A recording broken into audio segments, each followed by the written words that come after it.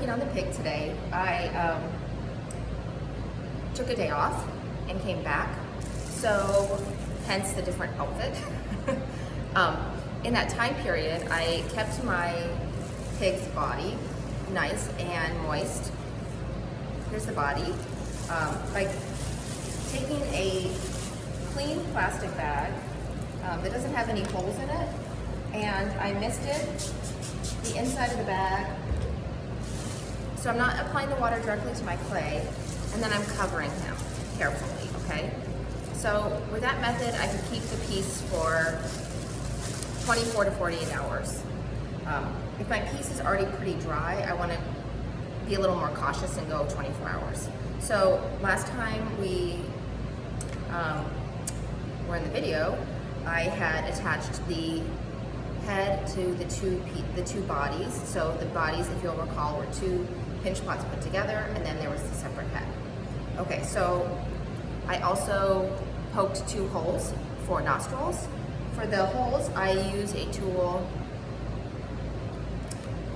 this tool. So just so you can see, it just pokes in, okay? All right. The holes are crucial to let air in, and if I don't want to poke all the way through, I could perhaps put a hole on the bottom. I could also put a hole on the bottom and put a piece of cork in there, or a rubber stopper, and turn this into a piggy bank if I wanted. But I'm not going to do that today. All right, so next step, I'm going to put the legs on. And for the legs, I want to flip him upside down, and I'm going to set him aside. I have hand rolled, this is important, I have hand rolled a larger coil. And what I want to do with this coil is I want to cut it into 4 equal pieces for my legs. So I'm going to use the fettling knife, and I'm just going to eyeball the first one. I want my pig's legs to be kind of short and stubby. So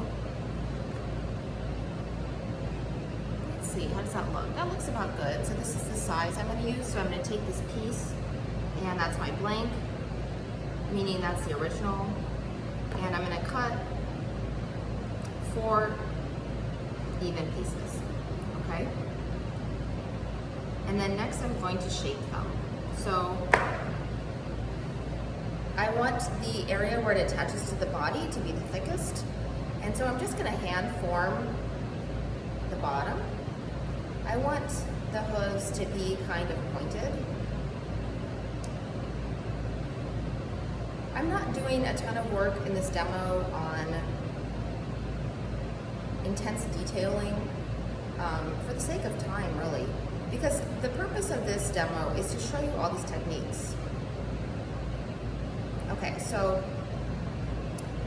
this is kind of what I'm going to go for, and I want to make sure my pig sits also.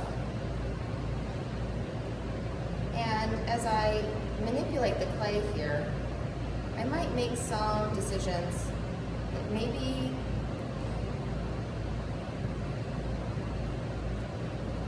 this looks pretty good. Okay. So I'm going to manipulate all 4 legs to be this shape, right? And then I'm going to decide where on my pig they're going to go. So I want them to be symmetrical, and I'm going to mark them off.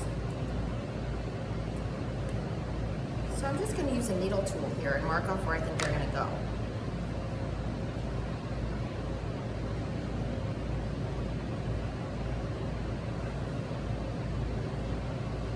I'm going to put one right there and one right there, and then I'm going to put the hind legs closer to the tail.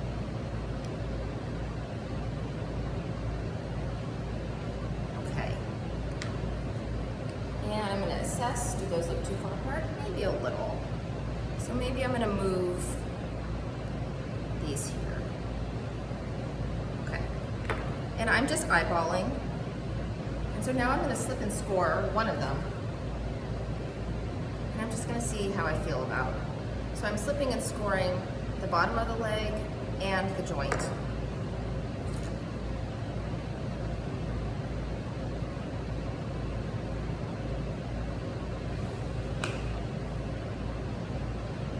I'm going to add some detail to the hoof, but I'm not going to add it until the piece is a little bit more leather hard.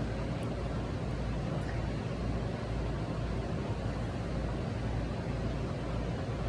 You'll notice throughout this whole process, I do have the pig on the dry sponge.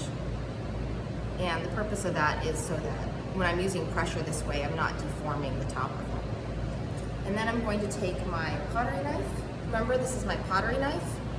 And I'm going to blend him in around the base here. If I was concerned that my body had gotten a little too dry, I could also run a coil around the base of this joint, around the leg.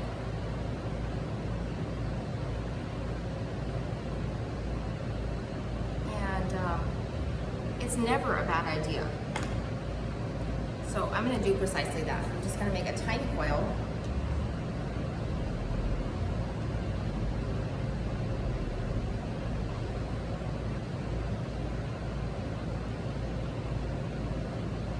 I'm going to dip that coil in my slip, and I'm just going to run it around the base.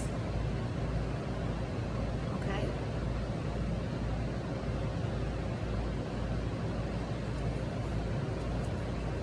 I'm going to blend that with my pottery knife also. Alright, so then I'm going to do that for the other 3 legs. And then I'm going to flip it over and add a tail, eyes, and work on the mouth. Alright, so I'll see you at that point.